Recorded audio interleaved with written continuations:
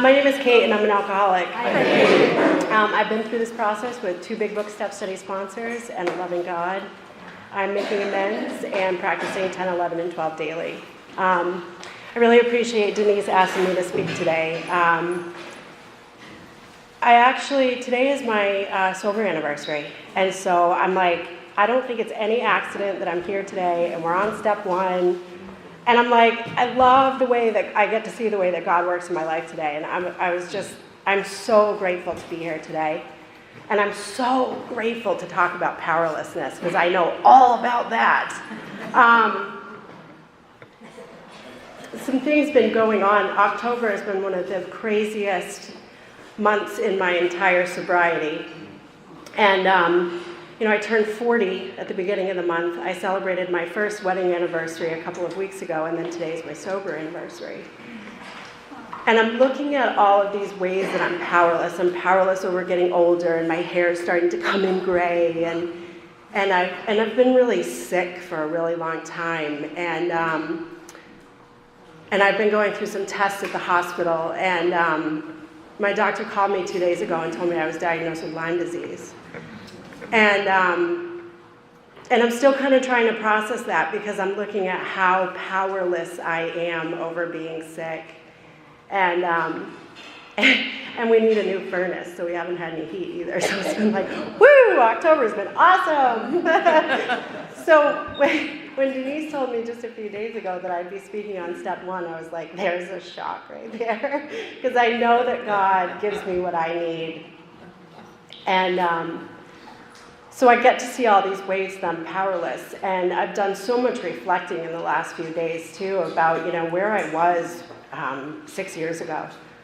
I was at my bottom. I was terrified. I couldn't figure out why I could not stop drinking. It was like I had all of these ways that I was able to manage my life, and I had this thing that I just couldn't figure out, and I'm like, that was baffling to me. Like, why? I don't want to drink anymore, but I can't not. And it was like all of these things where I was doing this without my own permission. I have a friend that always says that. He's like, I was drinking without my own permission. And I'm like, yes, that's exactly what it was for me. And I couldn't figure out that once I got started, why can't I stop? And I asked, oh my God, I just love this chapter. This chapter means so much so many different things to me today than it did, before I got here. I didn't start in Big Book Step Study. When I walked through the doors, I shook my way down the stairs of this young people's meeting, and all I wanted to do was just not drink anymore. And I had no idea that it was going to be way more than that. And I remember identifying with every single thing that the speaker had shared that day. And I was like, oh my God, I'm an alcoholic. And I'm like, holy cow, what am I going to do about this now? And I would just watch people. And I was one of those people that would kind of show up right before the meeting started and then leave right as it ended because I was afraid to get to know anybody. I was afraid to walk into these rooms because I was so terrified that nobody was going to like me. And I was so afraid that I just wasn't going to get it. And so I was a couple of months sober. I was probably 3 or 4 months sober, and I was feeling really miserable. And I remember somebody that, I'd sort of started to get to know was like, hey, why don't you get a sponsor and do these steps? And I'm like, no, man, I'm not that sick. And he's like, yeah, you are. Welcome to Alcoholics Anonymous. He says, get a sponsor. And I'm like, okay. So I got a sponsor, I started doing the steps, and I started to feel some relief, and I was starting to feel better, and I had gotten through the steps, and I thought I graduated, and that I wasn't going to need to do the latter steps daily. I thought I could do them as I wanted to, and I thought I could only make a few amends and I would be okay, and I started to get really sick in sobriety, and I didn't understand why. I'm like, I'm not drinking.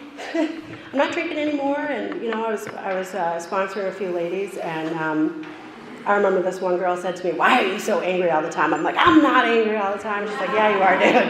And so I was like, oh, geez, she's right. And I started to look at my life. And It was like I'd had everything I ever wanted. I'm not able to have children of my own, so I had met a man a little over 2 years sober. And, about a year after that, I moved in with him and his 2 children, and I was like, oh my gosh, I finally have that family I've always wanted, right? But it wasn't filling that hole in my soul, and I was angry, and I was sad, and I was depressed, and I could see all these things that I was powerless over, and I was trying to manage everybody's lives, and I could see that it wasn't working very well, and I was miserable.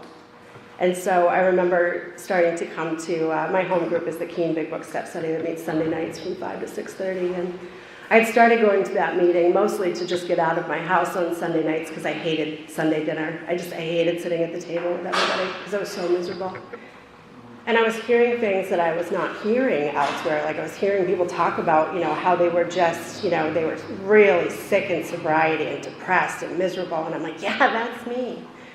And so I think it was in February of last year, I had asked a woman if she would take me through the process. And she said yes. And I'm like, thank you, God. And I instantly felt relief.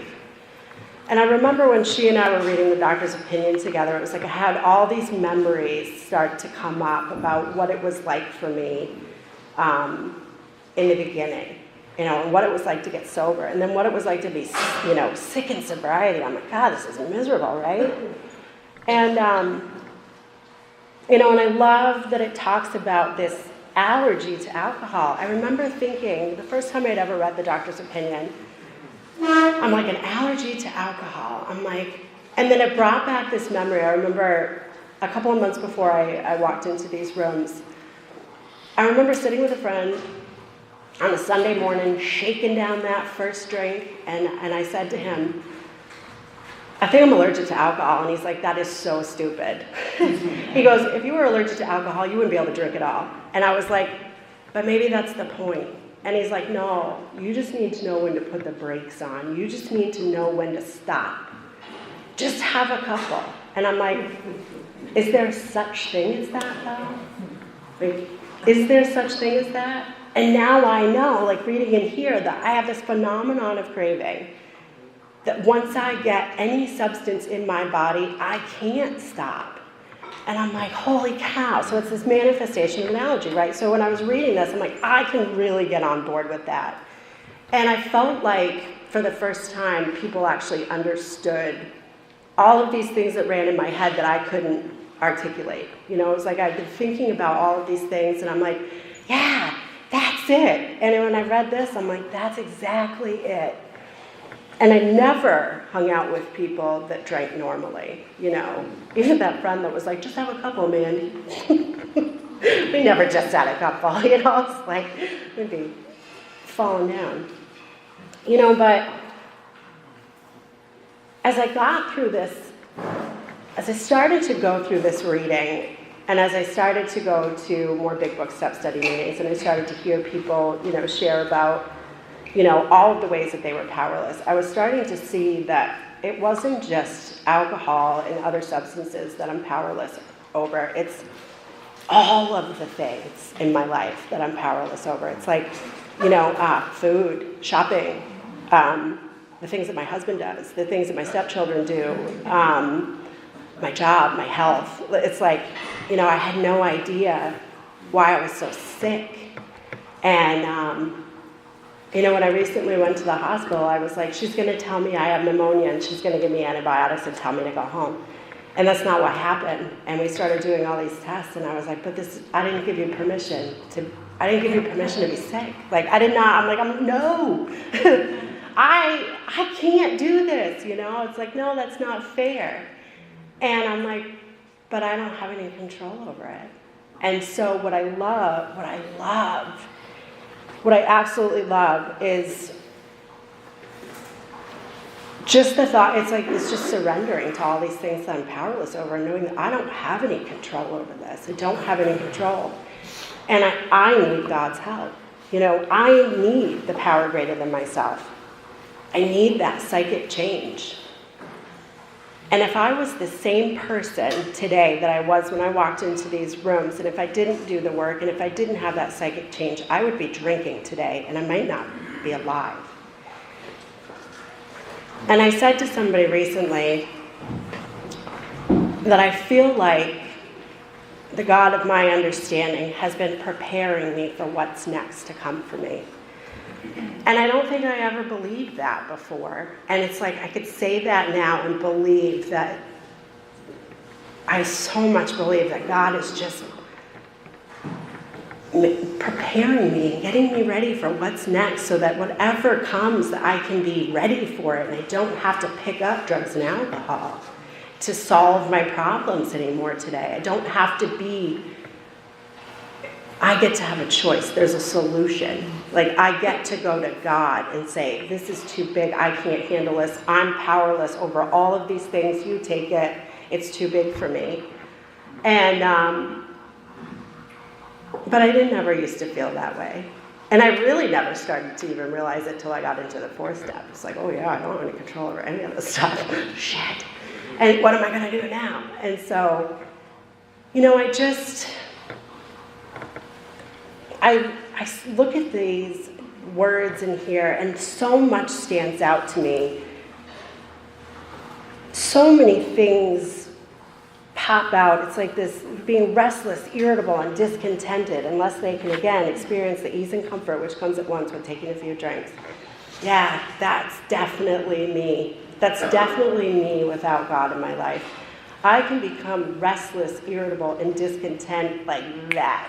I can wake up in the morning and I can feel so connected, and I can be like, yeah, today's going to be good. And then about 12 minutes later, it's like, oh yeah, woo. It's like, what am I going to do about this now? That's not the way I wanted things to go, And so there's a lot of ways that I need to, oh my God, it's like I have so much work to do on myself. But there's hope, I don't have to be that sick person anymore that my solution is alcohol. I don't have to be that person. I don't have to live in that sickness anymore. And I can still very easily go back to it. And I just don't want to be that. I don't want to suffer anymore. I just don't want to suffer anymore. And, I love here where it says, I do not hold with those who believe that alcoholism is entirely a problem with mental control. I thought that that's what it was. I thought I had to have the willpower. If I just have enough willpower, I can stop and stay stopped. And that never was the case. And I would beat myself up all the time saying, why? Why don't I have enough willpower to stop this? Why don't I have any control over this? Why is this killing me?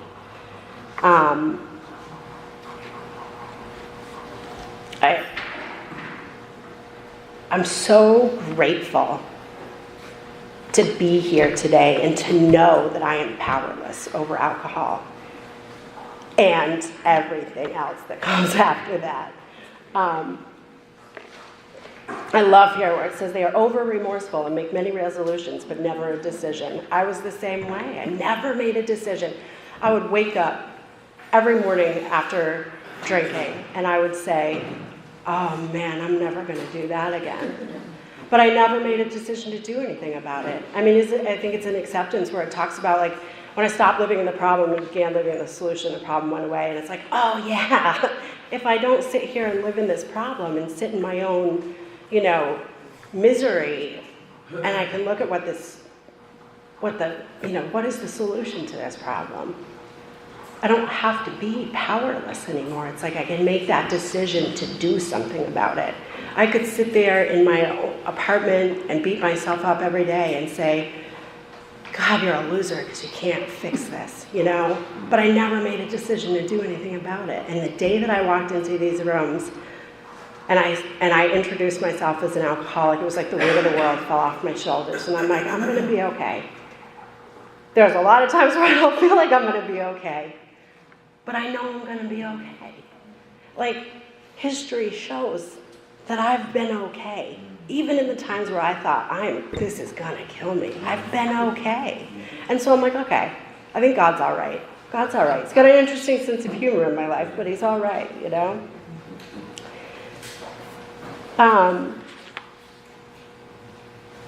I know that I can't do this alone. And anytime I start getting in that mindset where, oh, I don't need people, I can do this alone.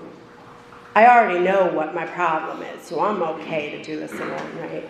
And so I'll start to feel sorry for myself, and I'll isolate, and I'll lay in bed because I don't feel well.